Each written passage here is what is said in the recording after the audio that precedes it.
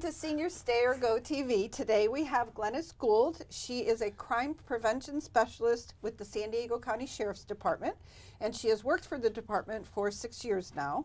She's currently stationed in the specialized unit of financial crime and elder abuse, which is why it's so important to pay attention to today's show. So thank you very, very much for being here today. Of course. This is a huge issue.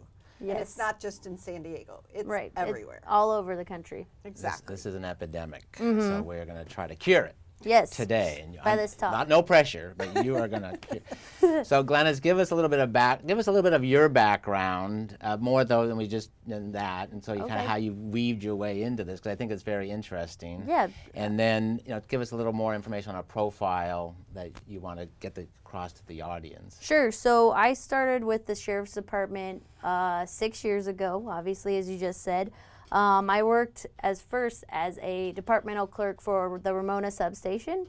So then I promoted down to Santee, and I worked in the office there, and then I promoted to crime prevention specialist, and I worked in Lakeside, Rancho San Diego, and now Kearney Mesa area.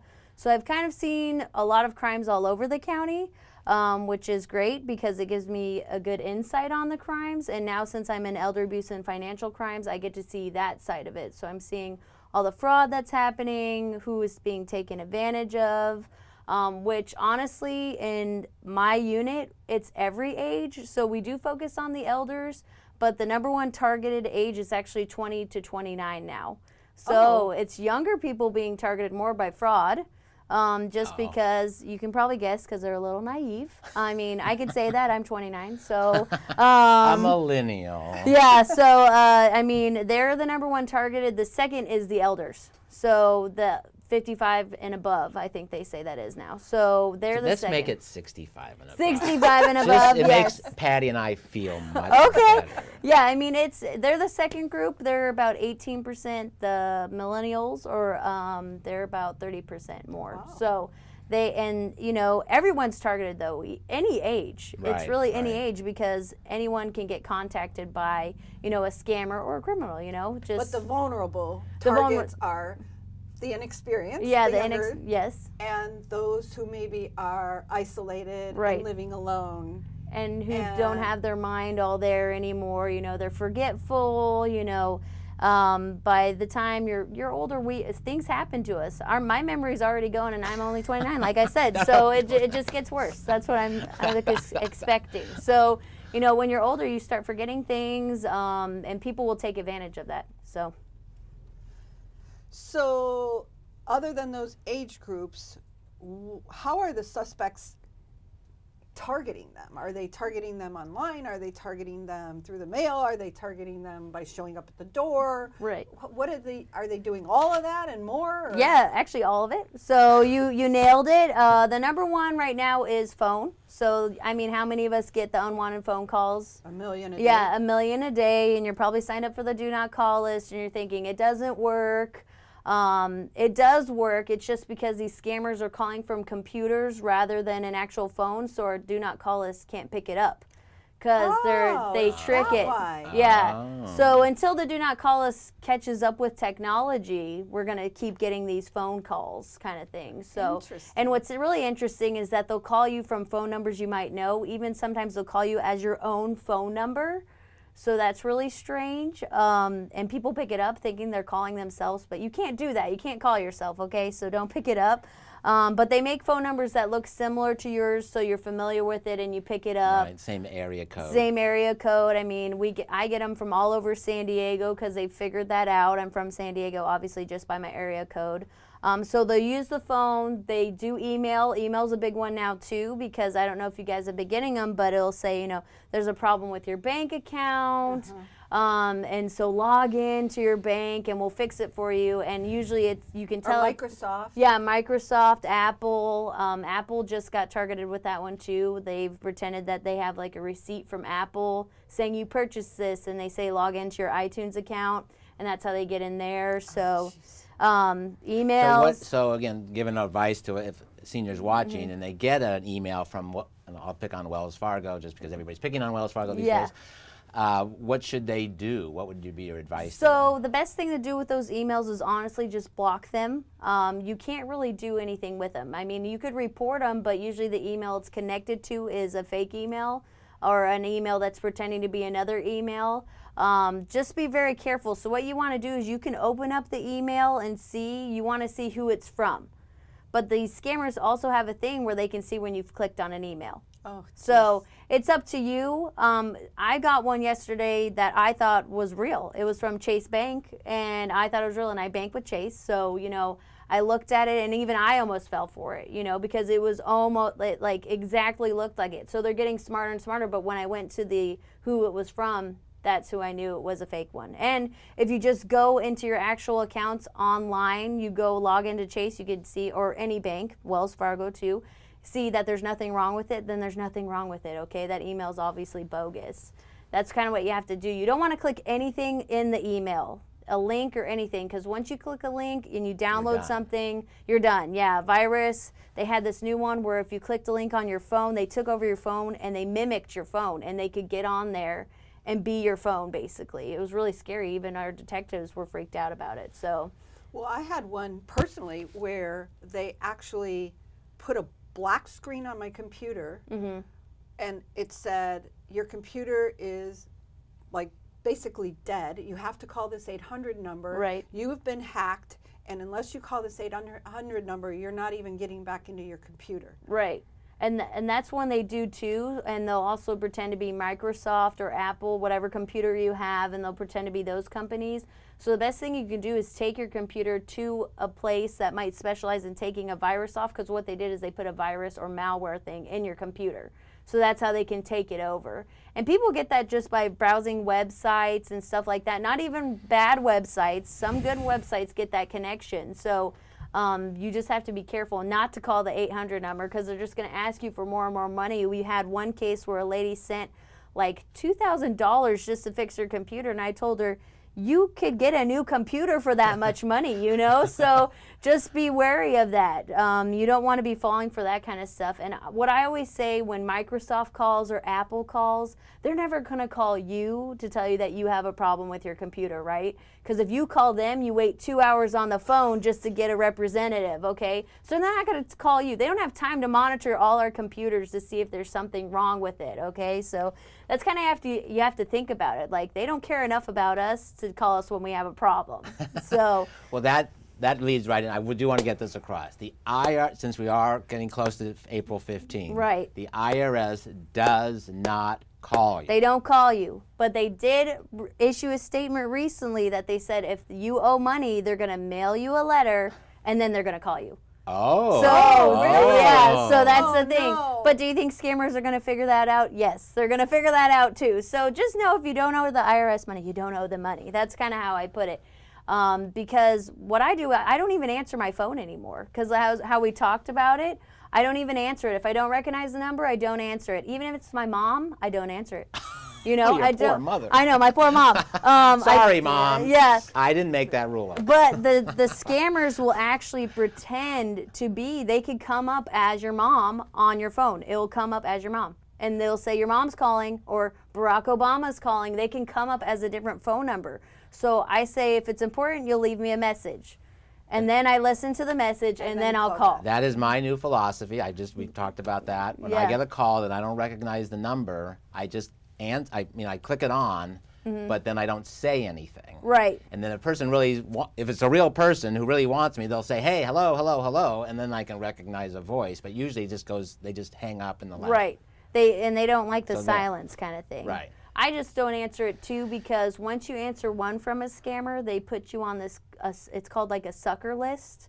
So they'll just keep calling you over and over as different scams over and over. So, I just say don't answer it. If you don't recognize the number, don't answer it. What's really great, especially for seniors now, at home, they can actually get stuff, the robo kind of TV thing, where if they get a call, it flashes on their TV Right.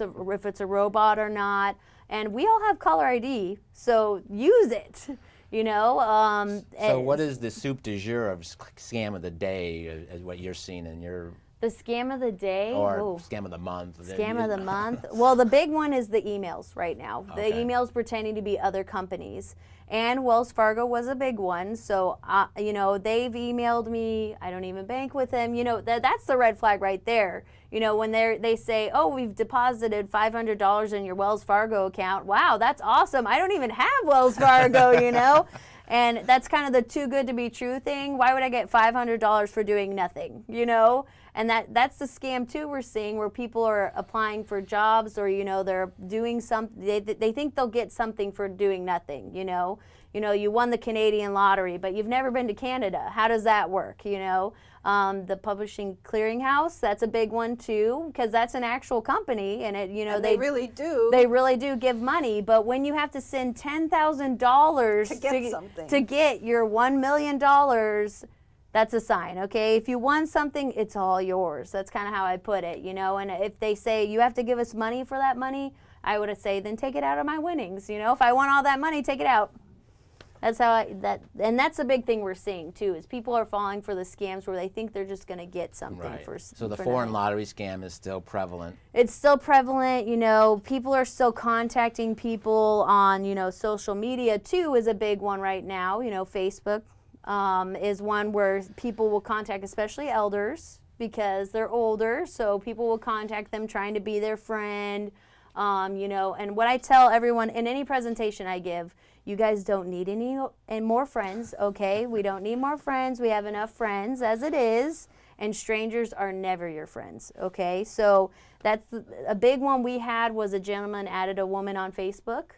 They never met the whole time they were friends or whatever. He sent her a brand new truck. He sent her a brand new truck, and I think it was actually in Escondido area. So he sent her a truck. She then drove away to another state, and then we could do nothing about it. You know, like what do you do? You can't do anything about that. Wow. So, and of course, then he was mad, and so he reported it to us.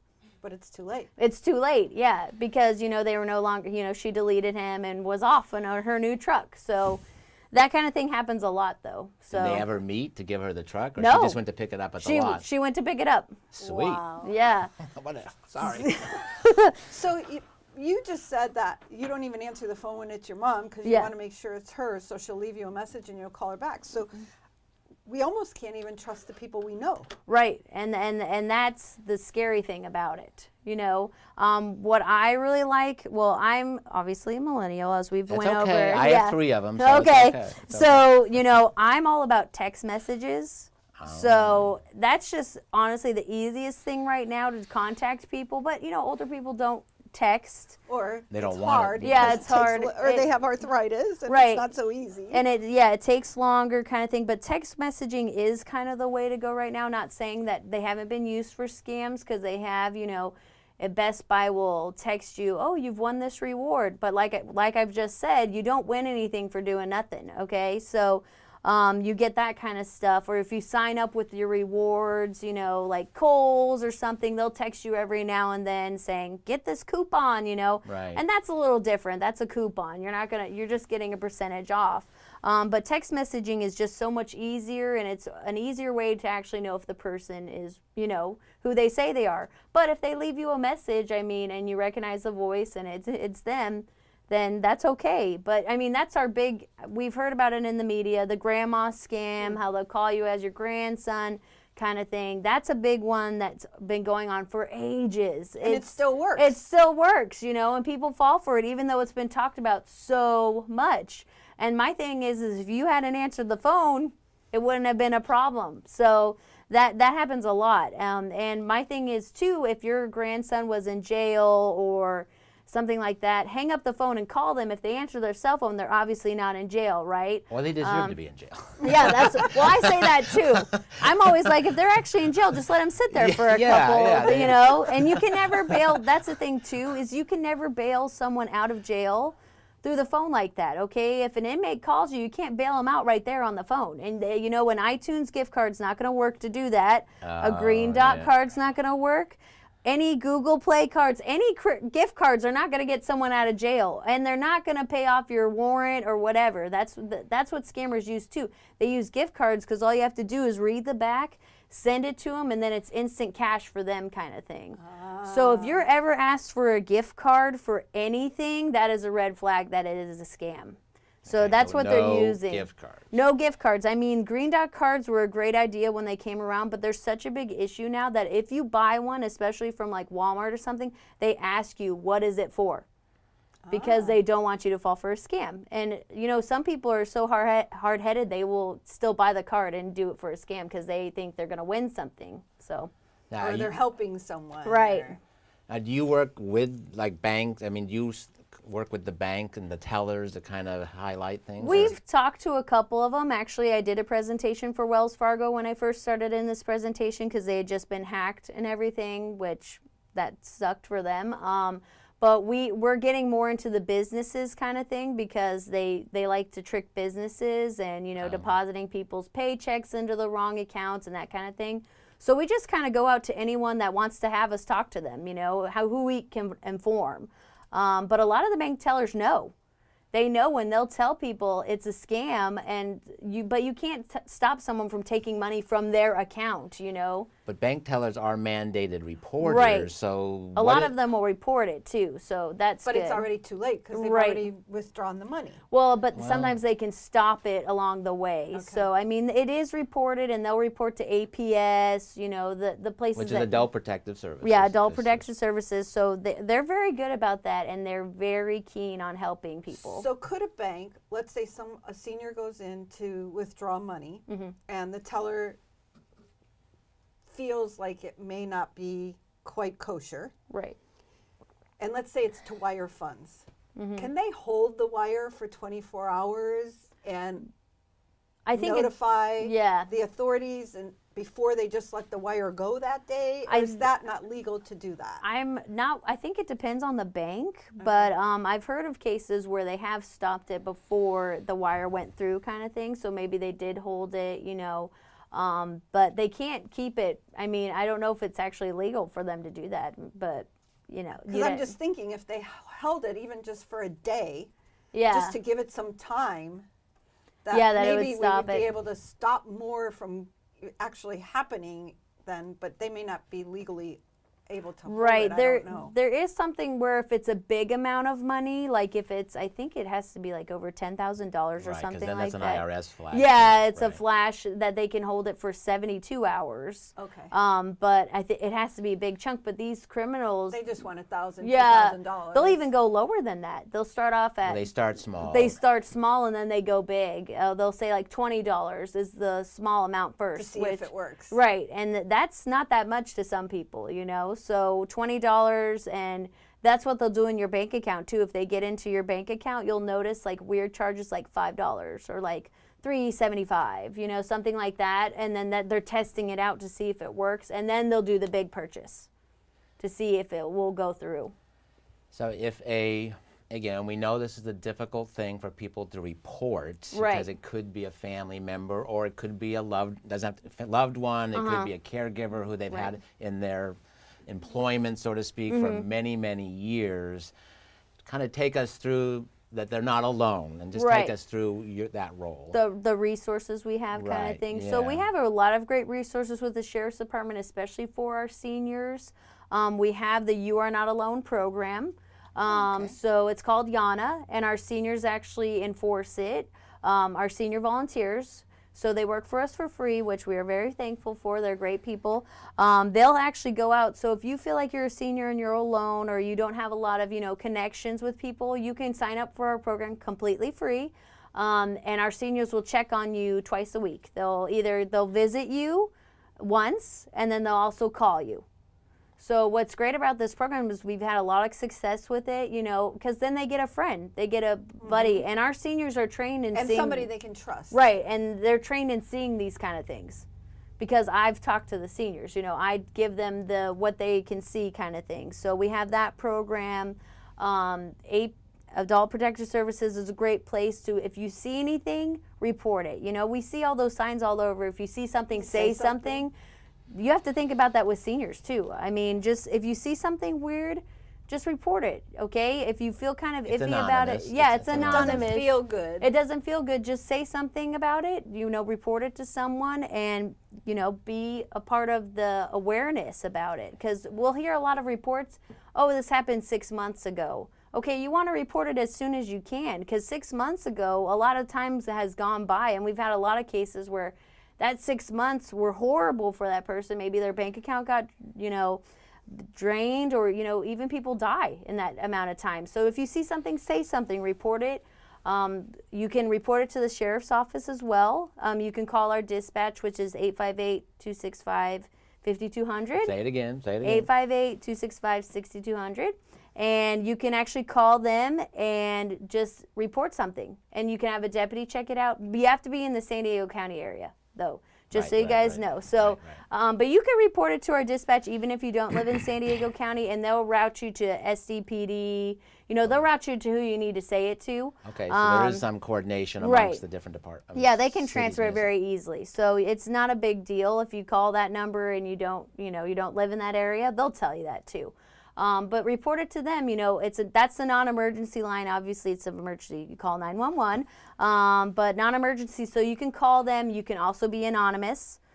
Call them, say, hey, I saw something kind of weird. I think you guys should check it out. And if they see it, they'll go out, they'll call them, they'll go out, check it out. And a lot of times we've had cases where people have done that, and they see this house that is destroyed. They're living in filth. That kind of stuff, and then that's when we can step in, because someone finally said something. And a big red flag for that too is when you see all that stuff in the front of the yard, things haven't been taken care of, but apparently they have a caregiver, that kind of stuff. So if you see that kind of, stuff going on, just call. It's not a big deal, and it doesn't do any harm in you calling. Get more involved. Get more involved, yeah. And, seniors, too, there's a lot of great groups out there that they can join just to have a community, and try to join one of those groups. I did say strangers are not your friends, but if you're in a group, maybe you all knit, maybe you all just go on hikes together, do something together. Just do something like that, because what they can do is talk about these kind of things like, hey, I got a weird phone call today from so-and-so saying I need to do this. And once they speak it out loud to someone else, that person can be like, dude, that's a scam, so it's very obvious. Or I got the same call, and I almost did. I didn't know what to do. Right, and the thing is you don't have to be embarrassed about it. So many people fall for scams, literally any age, okay? So anyone can fall for it. So don't be embarrassed about talking about it, because when you talk about your scam story, you're going to save someone else from falling from the same exact scam. And that's kind of why we talk about it all the time. So awesome. Yeah, I think knowing that you're not alone and it happens to everybody. I mean, the computer thing that I got with the black screen and the 800 number. I called the 800 number. It was 9 o'clock on Sunday morning, and I had paperwork I had to do, and I couldn't get into my computer. Right. I turned it on and off, and I still couldn't get in. That screen was still there. You usually can't turn on and off the computer. But I was like, okay, I honestly have work to do. Right. And I need to get into my computer. Yeah. And they wanted my checking account number. Right. And then I said, no, I'll give you my credit card number, because I'm thinking I can always cancel my credit card, right? When I called the credit card company after I got off the phone with them, because I realized this wasn't going where it needed to go, the credit card company was like, they didn't even question it. They're like, oh, we just got like 250 of these calls. Oh, wow. So somebody was really on this whole scheme for like a good amount of time. Right. And the credit card company was like totally aware of it. Yeah. And that made me even more scared. I'm thinking, oh my God, I'm one of 250 to them. How many other credit card companies got the same calls? Well, I'm sure a ton. I mean, and the scammers too is that you have to think about it. A lot of them aren't even here in the country. Nah. So they literally just sit in a room. Usually it's an office building actually, and they just call people all day. That is literally their job. Just to call people and scam them kind of thing. And we've had crazy cases with that too. Actually, I heard a story from one of a coworker of mine saying she was out taking a report about something about the computer as well. It was a laptop. And she was taking a report, and the laptop light turned on, like the camera light. So the scammer had hacked into the computer, was able to use the webcam to see what was going on over my here. God. So that's just kind of, that's really freaky to me, but so, but they said people can hack into those cameras. They had that one caper that was taking pictures of women through the webcam cameras. Oh my gosh. So not to be make you even more paranoid, but you can put something over the camera as well, But that stuff happens all the time. And so even when I was working in Rancho San Diego, a guy who worked for Microsoft fell for a scam like that, saying from Microsoft. Wow. Microsoft. I have a So- note here about nonprofits. So what could give us a little insight into Yeah, that? so the big thing with nonprofits, we have a lot of our financial cases are actually with nonprofits because a lot of nonprofits hire people that they don't do background checks on. So they'll hire someone as their accountant or, someone that they thought they could trust, maybe a friend kind of thing, and they'll take advantage of the fact that they didn't do a background check on them kind of thing, and that accountant or whoever's handling the money will start taking money out of the profit kind of thing. So I always talk about nonprofits just because it's a big thing with us, especially because I used to work for a nonprofit a long time ago. But they keep You're their only 29. so Only it can't- 29, so it yeah. can't be, and you gave away your age. I didn't. Yeah, that's true. But nonprofit, they'll keep their records in weird places. So a lot of cases we can't even really help them because they don't have all their records together because they don't keep a checks and balances kind of thing. And the thing is a lot of people can start a nonprofit. How many people go on GoFundMe now? That's not a nonprofit, but it's a site where you can donate money to these causes. And there's a big case with this woman who said she had a firefighter. You guys probably saw it in the news. Yep. A firefighter husband. People donated like $15,000 to her, I think. Yep. She's still claiming she has a husband, right? She's on Dr. Phil and crying her eyes out about it, but it was a total scam. She even scammed them that she was pregnant, So that kind of thing. Anyone can start a GoFundMe account. Yeah. So you just got to watch where you're putting your money. If, the kittens are telling you to donate to them, make sure you check out the nonprofit. Make sure it's a legit organization where you can donate your money because a lot of people like donating money. And I will tell you this too, San Diego Sheriff, PD, Fire, we don't ask for money. We don't ever ask for money from people. We won't call you saying, hey, donate to our organization. That does not happen, okay? So don't ever believe it if they're saying they're from the sheriff saying, we run this organization for them. It goes to the veterans of the, who worked for the sheriff's department. No, it's a total scam. So don't ever do that. Interesting. Yeah, so they're one of our biggest cases, and they usually lose the most amount of money too, the nonprofits, because people will just take from it. Wow, that's sad. I just do on the charity side of it. What Patty and I tell people is the number of charities with word and I know cancer in it is overwhelming, and you don't really know who truly is legit, Right. And who like the American Cancer Society. Obviously, that's a legitimate Right. cause. So we try to, especially seniors who are still writing checks. Right. They'll here's $25, and they're writing thousands of checks a year for $25 to anybody that sends them a piece of mail.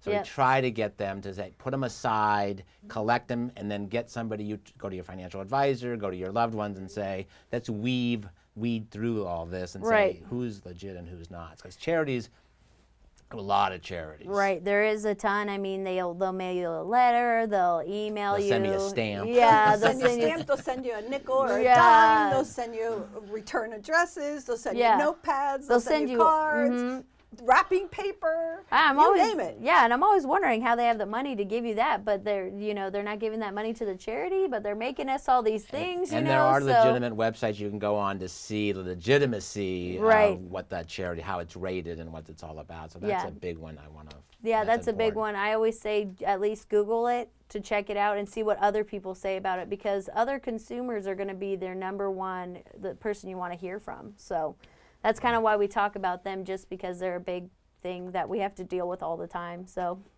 So how can we get you to do a safety presentation to a senior community or a senior center or to get the word out there that, you're not alone. Right. Here's the resources. There's tons of resources out there. How do we get that done? So I'm completely free. So I can do, you can have me come out.